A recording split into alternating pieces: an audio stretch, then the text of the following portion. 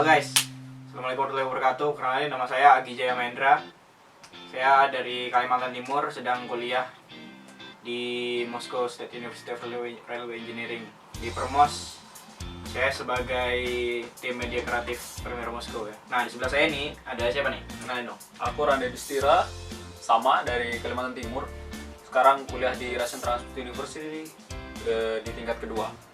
Di Permira Moskow aku sebagai ketua untuk periode 2017-2018. Kita di sini mau cerita-cerita dikit tentang Moskow dan khususnya tentang Permos sama ya tentang kuliah-kuliah di Rusia. Oke, gimana sih sejarahnya Moskow tuh sebenarnya? Nah, ini karena udah lama nih kita tanya dia aja gitu. Oke. Jadi Moskow itu, nama Moskow itu berasal dari nama sungai. Jadi di Moskow itu ada namanya Sungai Moskow. Nah, Moskvarika namanya. Jadi Moskow itu diambil dari nama sungai itu. Terus di Moskow pertama kali dibangun oleh seorang pangeran. Siapa tuh? Namanya Yuri Dolgoruki. Kalau kalian jalan ke Moskow, ada patungnya. Oke. Terus seperti yang kita bilang tadi, Permos nih apa sih gitu? Ya, jadi di Rusia itu seperti yang teman-teman sudah tahu, ada yang namanya Permira Rusia. Permira Rusia itu ada lagi di bawahnya Permira cabang. Nah, Permos ini salah satunya. Jadi Permira cabang Moskow. Jadi begitu. Permos ini terbentuk tahun sekitar 1998 atau 1999 gitu. Jadi terbentuknya Permira Rusia, disitulah juga terbentuk Permira Moskow. Permira Moskow ini salah satu permira cabang dengan mahasiswa terbanyak di Rusia. Sampai saat ini jumlah yang berkuliah sekitar 150 orang. Diharapkan semakin tahun semakin bertambah. Karena hitungannya mahasiswa di Rusia ini sendiri sangat sedikit ya. Ya. Untuk negara sebesar ini dibandingkan Tuh. mahasiswa Indonesia di negara lain gitu. Tuh. Nah, kalau ini sebagai mahasiswa nih kan udah paling sudah 3 tahun kan ditambah kelas persiapan nih. Kehidupan di Rusia itu gimana sih? Sebenarnya kehidupan di Rusia tidak jauh berbeda ya dari Indonesia. Gimana? Cuma bedanya di suhu pasti berbeda. Di sini banyak dinginnya, tapi itu bisa diatasi dengan perlengkapan yang memadai gitu. Kemudian untuk orang-orangnya sendiri juga tidak seperti yang kita bayangkan sebelum berangkat ke sini gitu.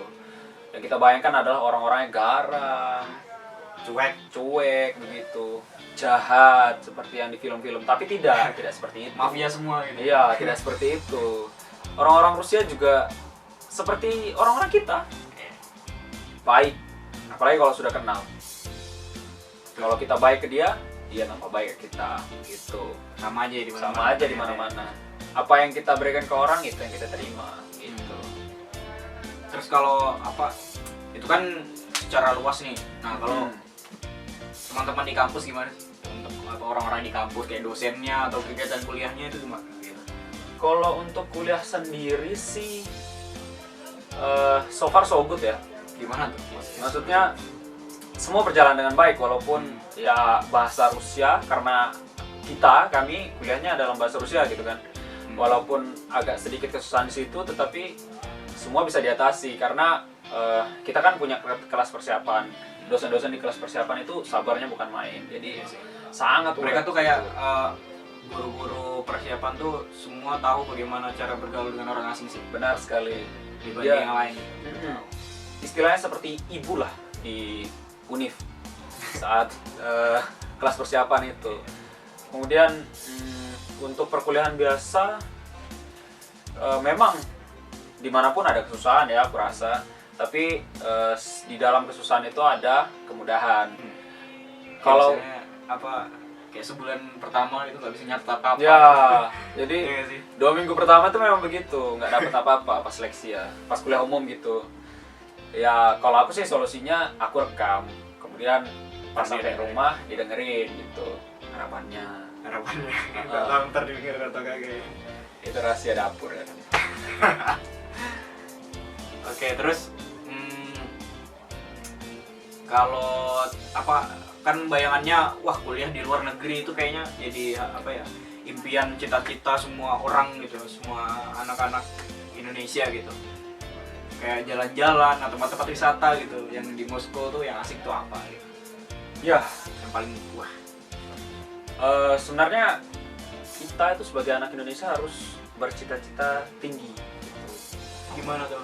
Ya kita harus setidaknya berkeinginan kuliah ke luar negeri. Caranya walaupun tampaknya mustahil gitu ya, tapi setidaknya ada niat dalam diri kita, nanti suatu hari pasti ada jalannya gitu. Karena kenapa? Karena kita akan bisa melihat negeri kita tuh lebih luas kalau kita berada di luar gitu. Iya nggak sih? Gitu kan. Kalau di Moskow sih tempat wisatanya banyak ya. Yang pertama taman. Taman itu di sini indah-indah. Iya, iya. Fasilitasnya sangat memadai. Lengkap Di situ kamu bisa fitness, bisa main futsal, bisa main tenis meja, Sampai tidur-tidur di rumput benar. bisa. Untuk anak-anak bisa main seperti Taman Ria gitu. Kemudian di sini ada taman terbesar di Eropa ya, Oh iya. Gorky Park. Oh, wah itu sebenarnya tempat favorit saya, tapi saya nggak tahu loh kalau itu tuh tempat apa taman terbesar di Eropa. Ya, Iya sih memang luas sih, luas banget. di sana kita bisa ngapain aja, pokoknya indah deh. Itu Kemudian yang ini yang di lagunya ini ya, Scorpion Wind of Change. ya, Tere itu. kemudian tuh Gorky Park itu dia. itu untuk taman-tamannya. Kemudian Apalagi nih? lagi ada museum. Museum-museum itu di sini sangat baik sekali, sangat indah. Nilai sejarahnya sangat kental gitu. Jadi mereka memelihara sejarah dengan sangat rapi, sangat terpelihara, sangat Mendekati sempurna. ya sangat berkala lah gitu. Iya. Itu yang kadang membuat aku iri. Dan Kenapa? masyarakatnya juga ini sih Iya, apa ya? tertarik terhadap hal seperti tertarik itu gitu. dan ikut menjaga. Hmm. Jadi sejarah itu memang bagian penting dari Dari suatu bangsa. suatu Dan itulah yang direalisasikan oleh Rusia ini. benar. Mereka bangsa yang besar, seperti kita juga bangsa yang besar. Terus ini nggak sih apa? Yang pasti teman-teman pasti pernah lihat di film James Bond itu 007 itu yang Red Square. Benar. Ada di Saint Betul. Basil, ada Kremlin. Betul. Icon kota Moskow itu Red Landmark ya. Red Square. Red Square. Red Square, kemudian Kremlin itu dulu kerajaannya di situ, pusat kota Moskow-nya di situ. Pemerintah. Sekarang jadi kantor kerjanya Pak Putin di situ. Itulah presiden. Vladimirovich Putin. Wah, saya sering main ke tempat kerjanya berarti ya. Oh gitu. Jadi kalian tahu nggak sih kalau misal kenapa dibilang lapangan merah? Sebenarnya itu kalau kalian kesana nggak merah lapangannya. Itu karena itu karena dulu dalam bahasa Rusia semua yang indah itu dikatakan merah. Dari situlah lahir Krasnaya Ploshchad. Jadi dulu pusat perdagangannya itu di situ. Pokoknya pusat kehidupan orang-orang Moskow itu di situ. Bahkan dulu katanya Moskow ya di situ itu. Iya, dan titik Bahkan pembagian daerah. Pembagian daerah tuh itu Moskow, terus nanti ada Moskow Oblast, ada Betul. Oblast gitu kan. jadi perkembangan kota Moskow itu sangat bagus. Jadi dia seperti circle gitu kan. Kecil, membesar gitu. Jadi Rapi sangat sih. rapi gitu. Karena dia bilang ini kota yang paling rapi yang dia pernah lihat, pernah kunjungi gitu nggak sih? Betul. Dan kamu tau nggak sih, Apaan? kata orang kalau kalian sudah bisa survive di Rusia, kalian bisa hidup di mana aja. Andrea Hirata yang ngomong itu. Oh gitu. Iya, Aku nggak tahu siapa yang ngomong. Andrea Hirata. Kalau bisa survive di Rusia itu bisa survive di itu. Jadi yang tahu kalian sini. Orang kuat kita nih. Ambillah insyaallah. Oke, terus kan dulu nih kita tahu Rusia tuh kan wah, bahkan sampai sekarang nih banyak yang mikir kalau di sini tuh komunis gitu ya. Nah, gimana sih di sini sebenarnya? Apakah masih komunis atau sudah beragama seperti itu atau gimana nih? Ini paradigma masyarakat Indonesia yang harus perlahan-lahan dirubah. Kenapa perlahan-lahan? Karena memang kita sadar merubah semua itu sekaligus memang berat, karena mengingat ada tragedi sejarah kita dengan komunisme. Tapi teman-teman, di sini itu komunis tinggal sejarah gitu. Jadi komunis itu di sini menjadi salah satu perjalanan sejarah mereka begitu. Tapi tidak seperti yang kalian pikirkan gitu loh. Di sini udah McDonald di mana-mana, KFC di mana-mana, Burger King di mana-mana. Jadi kapitalisme juga di sini di mana-mana kok. Terus untuk kebebasan beragama jangan takut. Di sini beragam juga agamanya. Ada Kristen, Ortodoks, Islam. ada Islam. Kan Islam paling banyak tuh di Eropa tuh ya di Rusia ini. Betul.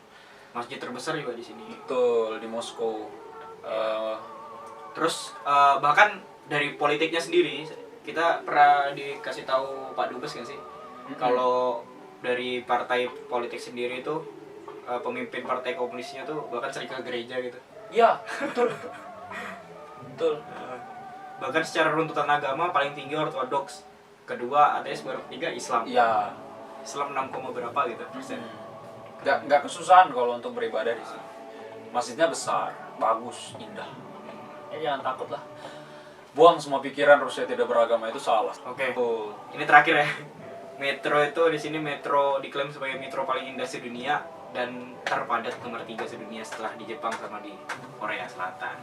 Betul. Dan menariknya lagi, setiap stasiun metro itu memiliki citranya sendiri, maksudnya memiliki desainnya sendiri. Ya, jadi mereka ke metro ini lain, metro Jadi selanjutnya kayak lain. kita keliling metro tuh ya sama aja kayak kita keliling ke tempat dengan nilai seni tinggi. Benar, Tuh, itu seperti salah satu objek wisatanya di sini ya kan. Kita belum ke museum, kita pergi ke museum naik metro sudah ke museum. Oke lah, itu aja dulu dari kita. Kapan-kapan kita jumpa lagi mungkin di lain-lain video lagi mungkin kan. Saya berterima kasih buat teman-teman yang udah nyempetin nonton ini. Terima kasih buat Randa juga sudah meluangkan waktunya ya. Sampai jumpa di lain waktu. Dadah. Jangan lupa subscribe. Subscribe. Oh iya. Salam Perhimpunan. Dadah.